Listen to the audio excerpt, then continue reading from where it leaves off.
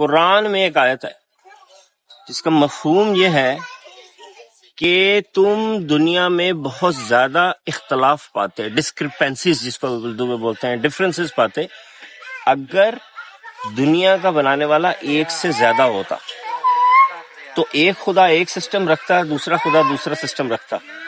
تو نیچر میں کوئی اختلاف نہیں ہے، تو اس سے ظاہر ہو رہا ہے کہ اس سب کا بنانے والا ایک ہی ہے. اور میں آپ کو اس کی مثال دیتا ہوں. یہ دیکھیں فوڈ میں ہربی وارس کے جو فوڈ ہے اس میں یہ جو براؤن ہے یہ ہمیشہ کاربن ہوتا ہے، اور گرین جو ہوتی ہے نا یہ نائٹروجن ہوتی ہے. یہ دو بیسک ایلیمنٹس ہیں، کاربن اور نائٹروجن. جو فوڈ ہے جتنے بھی ہربی وارس ہے نا، سبزی کھانے والے گوشت کے بغیر، ان کی یہ بیسک دو انگریڈینٹس ہیں.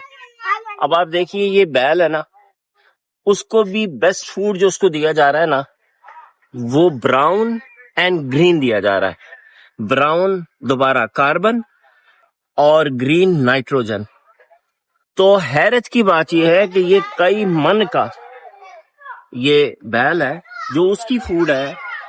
تو یہ جو ورمز ہوتے ہیں نا، ورمز کیچوے بالخصوص جن سے کمپوسٹ بنتی ہے، ورمی کمپوسٹ، ان کا ویٹ ہوتا ہے 1 گرام. ان کی بھی ایگزیکٹلی یہی فوڈ ہے، ایگزیکٹلی. یعنی اگر یہ کھا رہا ہے نا اس کو، تو آپ ورمز لیں اور اس میں ڈال دیں تو وہ اس میں ایگزیکٹلی خوش رہیں گے، کیونکہ یہ ایگزیکٹلی ان کی فوڈ ہے. تو ثابت ہوا کہ نیچے سے لے کے اوپر تک ایک ہی فوڈ کھاتے ہیں، 2 ایلیمنٹس کھاتے ہیں.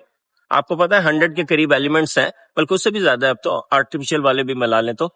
لیکن 2 ایلیمنٹس ہیں، نائٹروجن اور کاربن، جو ہر اینیمل کھاتا ہے 1 گرام سے لے کے کئی 1000 گرامز تک کا. تو جس سے ثابت ہوتا ہے کہ ان سب کو بنانے والا ایک ہی ہے، کیونکہ اس نے ایک ہی فوڈ ان کی رکھی ہے، اللہ.